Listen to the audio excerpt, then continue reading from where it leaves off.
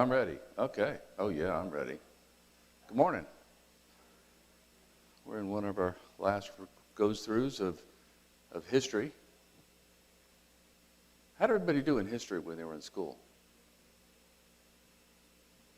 My wife went double thumbs. Everybody else, they ain't putting their hands up. Well, we're going to go through a little bit of history today, obviously. So this is about the ram and the goat, and this is Daniel's dream. So let's go. In the third year of the reign of Belshazzar, I'll read from here. The king, a vision appeared to me. Daniel, subsequent to the one which appeared to me previously, I looked in the vision, and while I was looking, I was in the citadel of Susa, which is in the province of Elam. And I looked in the vision, and I myself was beside the Ulai Canal. So which kingdom is Belshazzar reigning over? This will put you in time where this occurred, where this dream occurred. Was it Greek? Was it Persian? Was it Babylonian? You got a chance. 1 out of 3. One of those. Babylon. Thank you, Ken. Thank you. It's the Babylonian kingdom. So we're in still the first kingdom. Where's Daniel?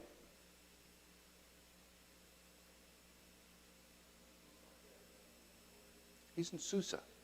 Okay? And who's having the dream? This is Daniel having the dream, not the king. This is Daniel. Now, if you look at where Susa is, I think this works. Yeah, Susa's right there. And it's right on the border with Media. And here's Persia right down here. So Persia's kind of small. Media's larger, and that's the Ulai Canal. To me, it looks like a river. Canals I normally is like about 10 feet wide, but it's big. So that's where he is. And that's kind of the summer palace.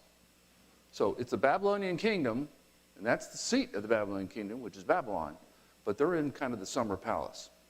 So when the king goes, Daniel goes with him. Then I lifted my eyes and looked, behold, a ram which had 2 horns standing in front of the canal. Now the 2 horns were long, but one was longer than the other, with the longer one coming up last. I saw the ram butting westward, northward, and southward, and no other beast could stand before him, nor was there anyone to rescue from his power. But he did as he pleased and magnified himself. So what does the ram represent?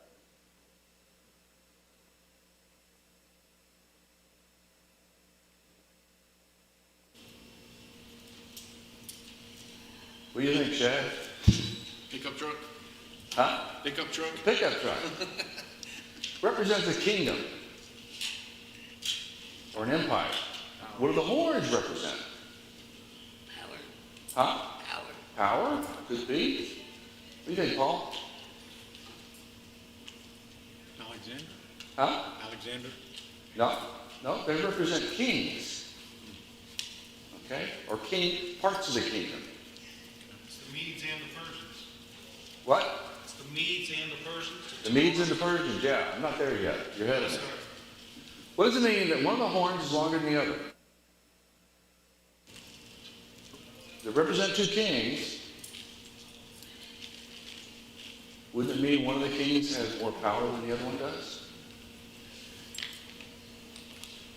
So, what's it describing when the ram butted its head in 3 different directions? Kingdom spread out and took over other lands. Conquered.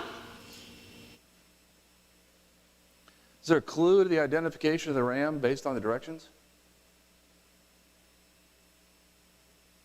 You can look at the kingdoms and how they spread out, which way they went, and compare it to where you're at right now, and say, "Oh, which way did that kingdom spread? Which way did that king conquer?" We'll get to that. While I was observing, behold, a male goat coming from the west over the surface of the whole earth without touching the ground, and the goat had a conspicuous horn between his eyes. So, what does the goat represent? Another kingdom. What does it mean it came without touching the ground?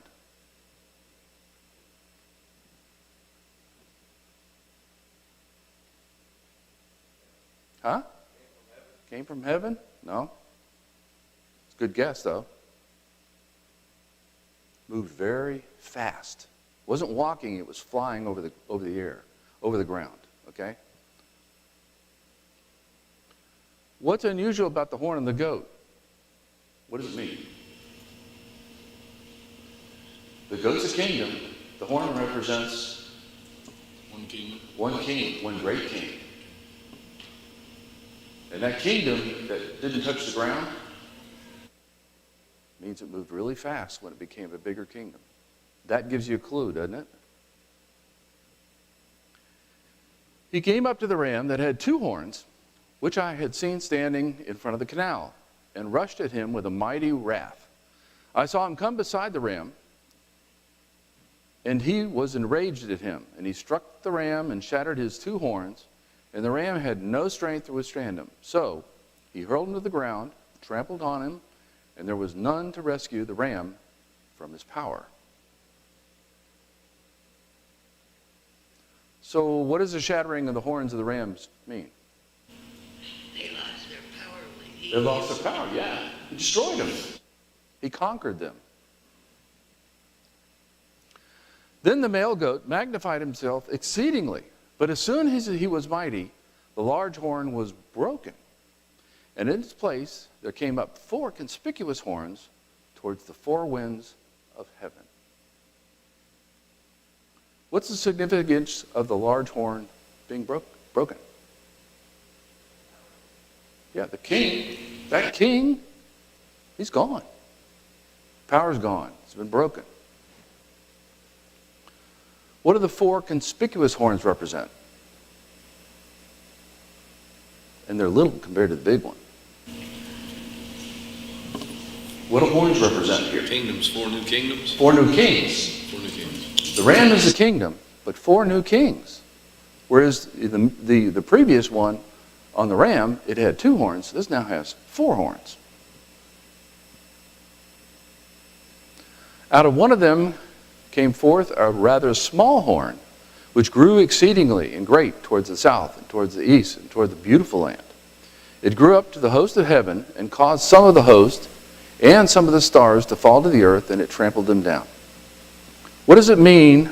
It started out as a really small horn, a rather small horn.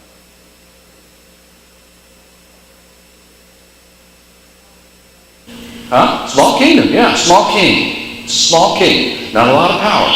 Okay? Remember the first one that was there was a big, huge horn. But this is a small one.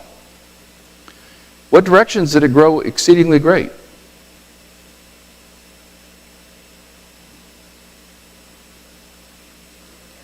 South, the east, and the beautiful land. So, in what way do you think it grew exceedingly great? Huh? Toward the beautiful land. Towards the beautiful land. Okay, it conquered. So what's the beautiful land? Israel. What does it mean it grew up to the host of heaven? What happened to Nebuchadnezzar when he walked out on this palace and he said, "Look at all the things I've done"? What did he do? Raised himself up to be the level of God. That's what this guy did. What are the stars that fell to the earth? Think back to Joseph's dream. Remember the dream he had? The stars, the 12 stars that bowed to him. That was a premonition of what was going to happen. What did the stars represent? His brothers. So this represents people. Stars represent people.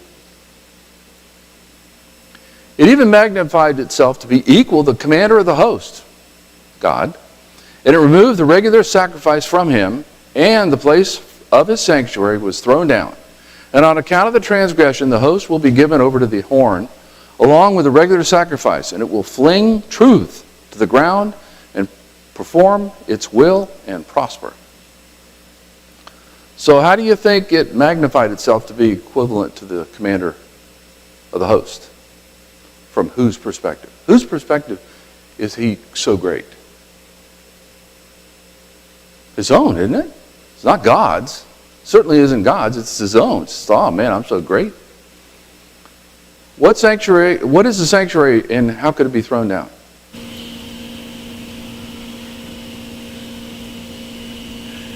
What do you think?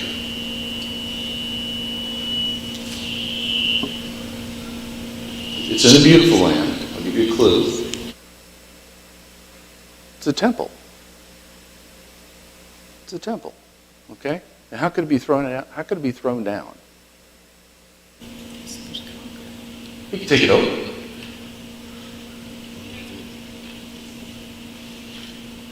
Who is the host and what is the transgression?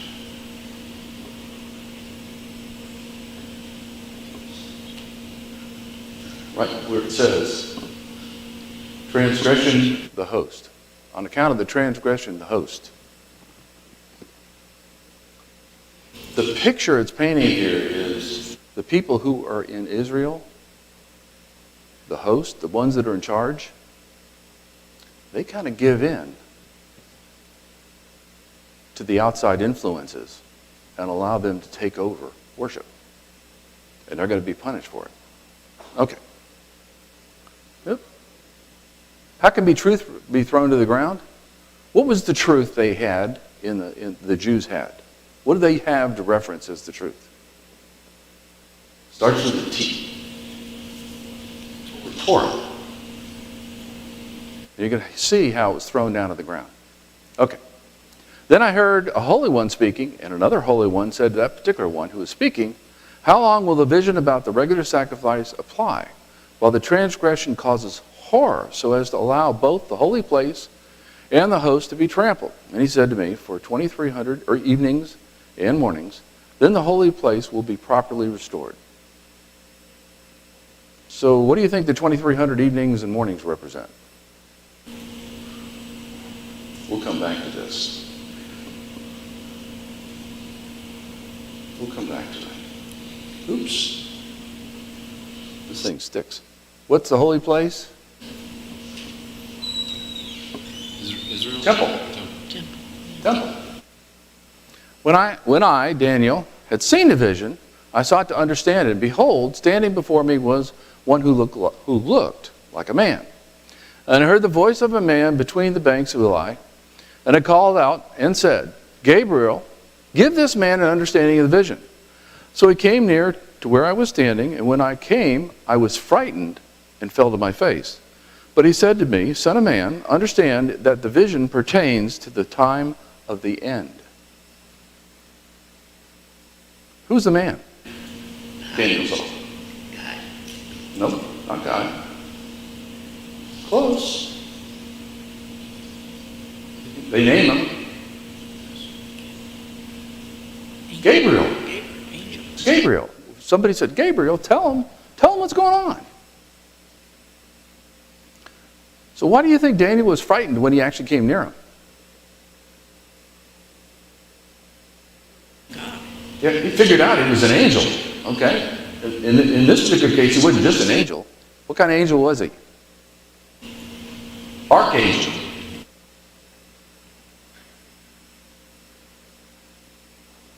What's the time of the end? And is it the same thing as the end of time?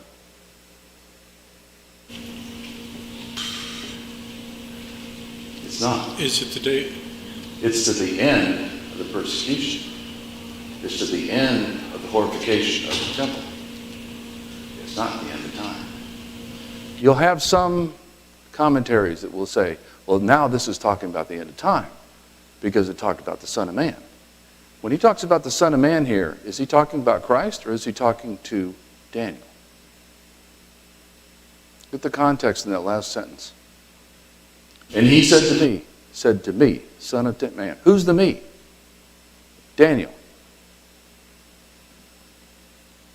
Now, while he was talking to me, I sank into a deep sleep with my face to the ground. But he touched me, and he made me stand upright. And he said, Behold, I'm going to let you know what will occur at the final period of the indignation for which it pertains to the appointed time of the end. So I'm going to let you know what's going on until it's over. The period of final indignation, what does that imply? Final indignation, what does that imply? Who's in the temple besides the high priest? God, right? That's where God comes to man. And the temple is going to be defiled. But he says it's the final indignation. Where's the temple now for us? Here. Everybody sitting here is the temple. Because that's where God is. The Holy Spirit's in us now. But then, God only came to them in the Holy of Holies. So this is the last time that temple is going to be defiled. It's the final indignation. It's not going to happen again. Some people will say, well, it happened again. The Romans put Zeus in there. Well, yeah, but it was after Christ was dead. Not before he was dead. And after Christ died and was resurrected, where was the temple? In us. Did God come to visit him in the Holy of Holies anymore in the temple? Nope.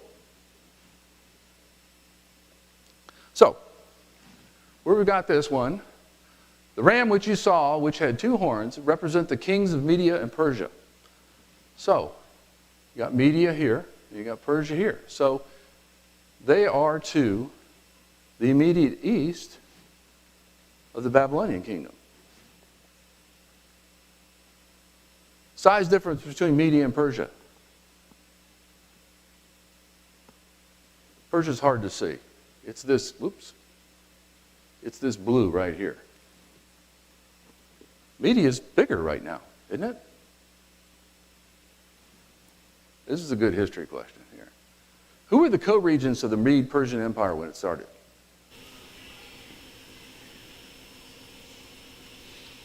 One of them you read about in Daniel. Actually, you read both of them about in Daniel, but we didn't go through that part. Cyrus the Great was Persian, and Darius. Darius was the king when Daniel went into the lion's den. Remember that? That was Darius. So those are the co-regents. Darius is a Mede. Cyrus was the Persian. Cyrus was the genius that said, hey, I know how I can take Babylon. He diverted the Euphrates River and then marched in with his troops on the riverbed and took Babylon. So how do we now refer to this empire? We still call it the Mede-Persian Empire? Or do we call it the Persian Empire? Everything you see, you watch on TV and everything like that, they call it the Persian Empire. That's because Persia was the horn that became bigger and dominant. The shaggy goat represents the kingdom of Greece. This was where it gets complicated. And the large horn that was between his eye is the first king. So horn, king. Told you that one. The broken horn and the 4 horns that arose in his place represent 4 kingdoms that will arise from his nation, although not with his power. So who is represented by the large horn? Paul, you said it earlier. Oh, Alexander. Huh? Alexander. Alexander the Great is the big horn. This is the harder one. Who's represented by the 4 smaller horns? Nobody knows this one. My wife does. Okay, let's talk about Alexander. This is all the area he conquered. And this little thing here, the little red line, shows you all the areas they went through when they went through and they conquered all this area. So they conquered over to India from Greece, down as far as Egypt. And I think he did it in about 3 years. So when he talked about the ram over the ground and just flying, these guys marched that entire way and conquered all of those areas in 3 years. Now what happened to Alexander when he got done? He died. So that left Alexander here and he had his 4 generals. You'll recognize some of those names, possibly. The Ptolemies. They took over Egypt to the south. The Seleucids created the Seleucid Empire. Cassander and Antigonus had their own empires. So they divided up amongst his 4 generals. Those are the 4 horns. So what we've got is the kingdom Seleucus, that's one of the generals. And it's way over here. It's got India and it's got parts of Iraq and Iran, I believe. And then you have the kingdom of Antigonus here, and the Cassander, and then the Ptolemies down here in Egypt. So you have it split fairly evenly. I don't know whether this was the best one because that's Greece. That's where it all started, right? But in about 30 or 40 years, this whole thing is the Seleucid Empire. That's the one horn that was little. It grew to be big, didn't it? You don't even see the Antigonid kingdom. It's virtually non-existent. The Ptolemies have stayed here. Cassander, which was over here, you don't even see that. The dominant empire is the Seleucid Empire. So it grew to be big. It went to the north, it went to the south, and it went all the way into the east, which is what it was described here. My little red dash circle, see that little pocket right there? What's that little pocket? What country is that? It's Israel, okay? And look where it is. It's between the Ptolemy kingdom and the Seleucid kingdom. Think things were peaceful? No. So, we've got a succession of kings, and I took it all the way down to Antiochus Epiphanes, which is in this time frame, 175, 164 BC. Because that's where I think it talks about this particular king. So you got a succession of kings, and you either got the name Seleucus or you got the name Antiochus. What big city was named after Antiochus? Where the Christians were first called Christians. Antioch. Named after the. You understand now why there's so many Antiochs throughout the Bible that they talk about, is because he put his name on a lot of cities. So, Antioch was big into Hellenization. Hellenization is, I'm going to make you Greek. Okay, I'm going to make you culture, everything about you Greek. The first high priest, Jason. Jason was, he bought his position from Antiochus because the priest kind of represented the people. He robbed the temple to help pay to keep himself in there. That's what Jason did.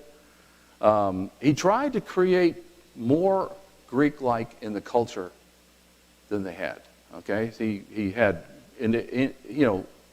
educational institutions, gymnasium. You think that might be a good thing, but you don't know what went on in the gymnasiums in a Greek gymnasium. And he renamed the city Antioch of Jerusalem. So he made some steps towards being more Greek, trying basically to please Antiochus. But then Menelaus became the new high priest. The power brokers in Israel, the Tobiads, didn't like Jason because Jason wasn't Greek enough. So they put their own guy in there, Menelaus. He bought it too. You can see, he went to Antioch. When he did, his brother was still there at the temple and everything like that. The people found out that he looted the temple with everything. He took everything he could to give it to Antioch, and they rioted. Now, what was it like if you had a subservient kingdom, part of your kingdom, and they rioted? How was that looked on by the king? Because he had to go put the riot down, didn't he? And it cost him money, cost him troops. So, kind of in parallel that you got to look at is Antioch. You can kind of see the Seleucid Empire kept expanding. And you saw that little pocket there that's between the Ptolemy Empire and the Seleucid Empire. Well, he wanted to close that. He wanted to get into the Ptolemy Empire and take it over. So he had 2 expeditions. He had one in 169 and one in 168. The one in 169 went real well. The one in 68 went badly. So there was an attack on the temple. What he did was, the king saw that revolt while Menelaus was the priest, and he was trying to make those changes, and he robbed the temple. And so when he came back from his second expedition against the Egyptians, he said, I've got to put this thing down. And he was angry because he had beat the Egyptians, and another empire stepped in and says, oh no, not so fast, buddy. What empire do you think that was? What's the next one coming up? Rome. Rome said, no, you will not conquer the Egyptians. Get out. And so he was already mad. And now he's got this uprising in Jerusalem because they don't like Menelaus. So he felt he needed to communicate a message. Okay, we're not going to have any of those insurrections. I'm going to teach those people a lesson. They brought in Apollonius. He's a mercenary leader. And he went through and he put in a citadel in the new polis. They called it a polis instead of that one. They have a whole colony of foreign soldiers there to keep the peace.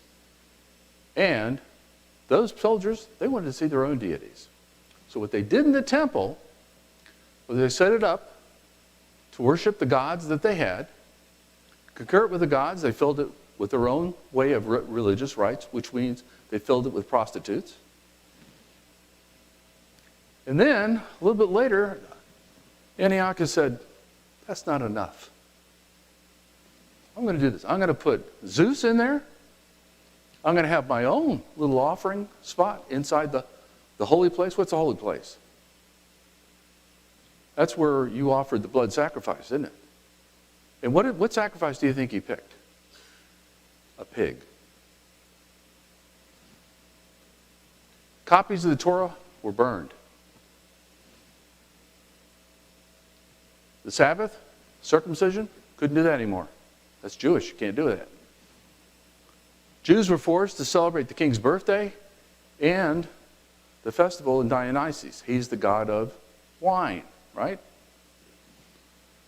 And then they had high places erected around and through Judea, and part of it was pig sacrifice as well as other sacrifices. Probably human sacrifice as well. So that's what he did. His predecessors in the Seleucid Empire didn't make these kinds of changes, but he did. So, it even magnified itself. So what I remembered before, you can see how Antiochus right now is magnifying himself. Okay, I took it over. You're going to celebrate my birthday because I'm great. He magnified himself. Regular sacrifice, it was removed, wasn't it? It's gone. The sanctuary is thrown down.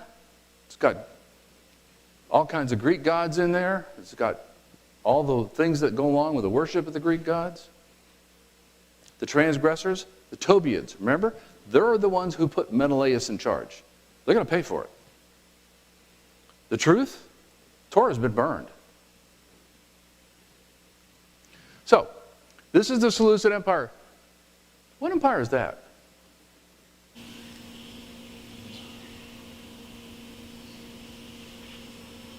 The Maccabean kingdom. Does that ring any bells?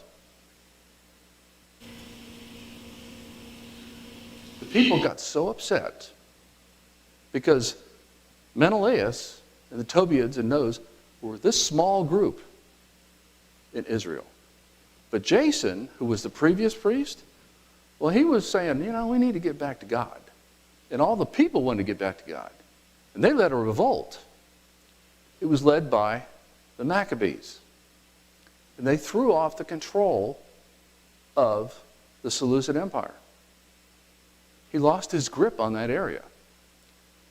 And that came to be the Maccabean kingdom, or the Hasmonean kingdom. How do they celebrate that today? How do the Jews celebrate that today? Because they started the celebration. Hanukkah. Hanukkah is the celebration of the Maccabees throwing off the Seleucid power from them. So, in the latter period of the rule, when the transgressors have run their course, a king will arise insolent, skilled in intrigue. His power will be mighty, but not by his own power. And he will destroy in extraordinary degree and prosper and perform his will. He will destroy mighty men and the holy people. So you have the interpretation. I just went back to the verses where he saw it in the dream. This is the interpretation by Gabriel to Daniel to say, okay, this is who it is. Okay, it's not horns and rams. It says, this is going to be a king. This is what this king is going to do. So who are the transgressors? The Tobias and those people that were leading it, weren't it? Those ones, the ones who wanted to Hellenize the Jews that were Jews. They weren't Jews anymore. Who's the king? That's insolent, skilled in intrigue, though. Who's the king? Antiochus IV. Antiochus III with his father. But Antiochus IV was not the oldest son. But through intrigue, he killed everybody else in the family to become the king. Skilled in intrigue, wasn't he? Who do you think he got his power from? Wasn't God. Say it. Okay, what is it I said? He'll destroy to an extraordinary degree, but what does that imply?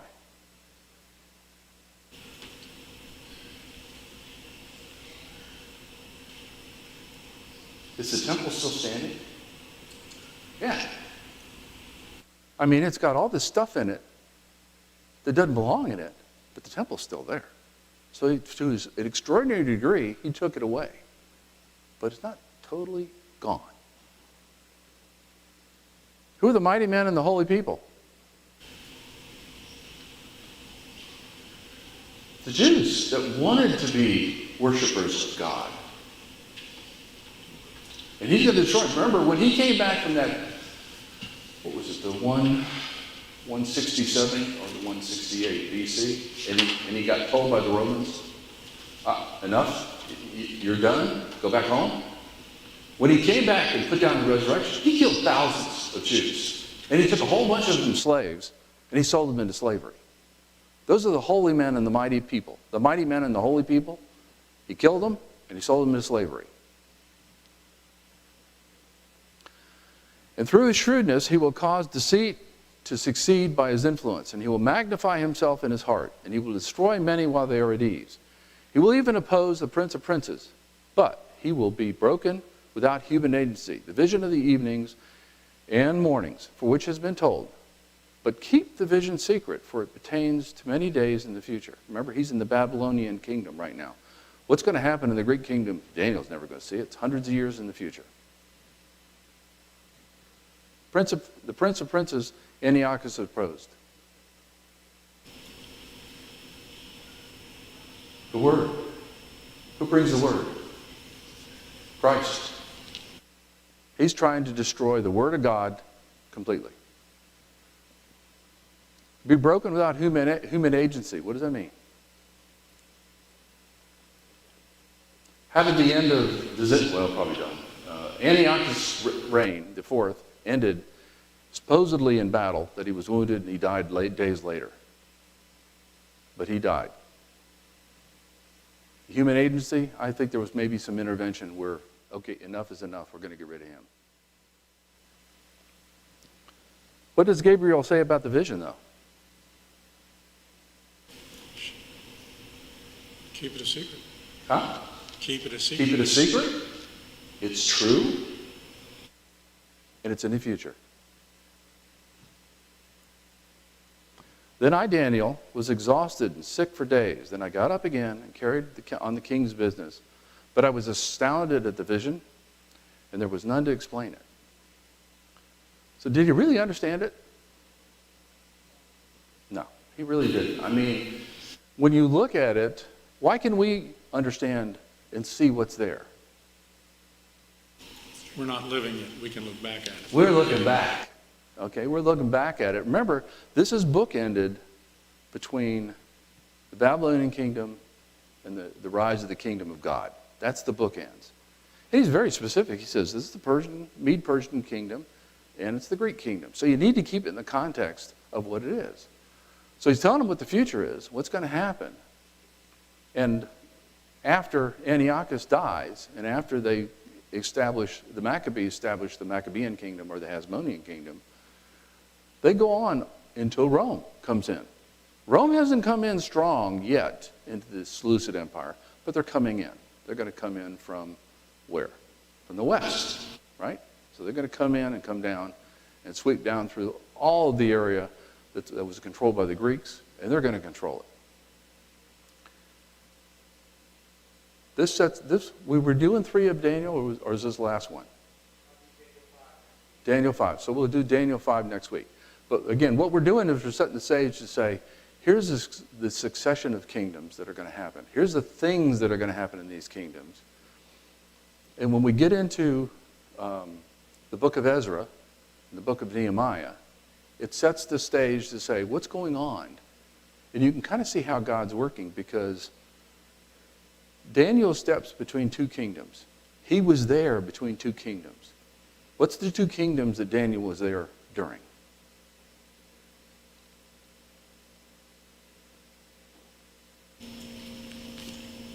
What was Nebuchadnezzar the king of? What kingdom? Babylon. The Babylonian kingdom. Darius the Mede, what was he a king of? We just went through it. Mede Persian. So he lived between 2 empires. The first one that's described and the second one described. And it's kind of interesting. You look at the satraps and the princes that are in Babylon, and what are they trying to do? They're trying to get rid of Daniel. They tried it. What were their 2 tries? Big tries. The fiery furnace, okay? The first one was, they said, hey, nobody can pray to anybody but you. And Daniel went off and prayed. So did Shadrach, Meshach, and Abednego. Okay? Threw them in a fiery furnace. That was their first try. Didn't work. What was the second try to get rid of Daniel? Lion's den, okay? And that was in the Persian Empire. So the first one was the Babylonian Empire. The second one was the Persian Empire. Still couldn't get rid of the guy. Why? Because God protected him and said, you're not going to touch him. He's my servant, and I'm going to take care of him. Story. Yeah. Can you?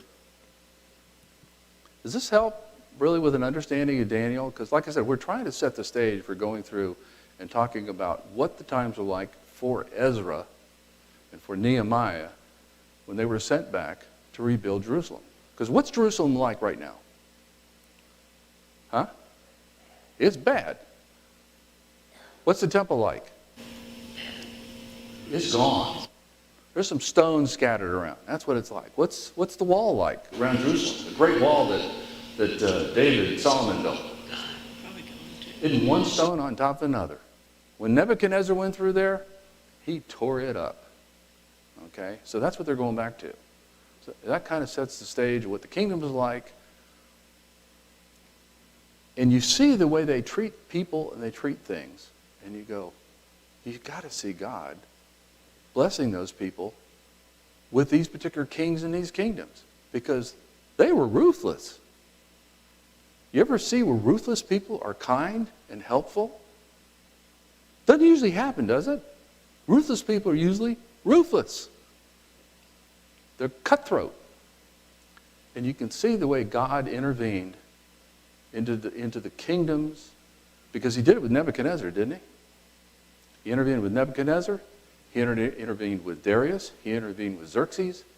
All these particular kings, you can see God's intervention for his people. Questions? We're done early. Thank you.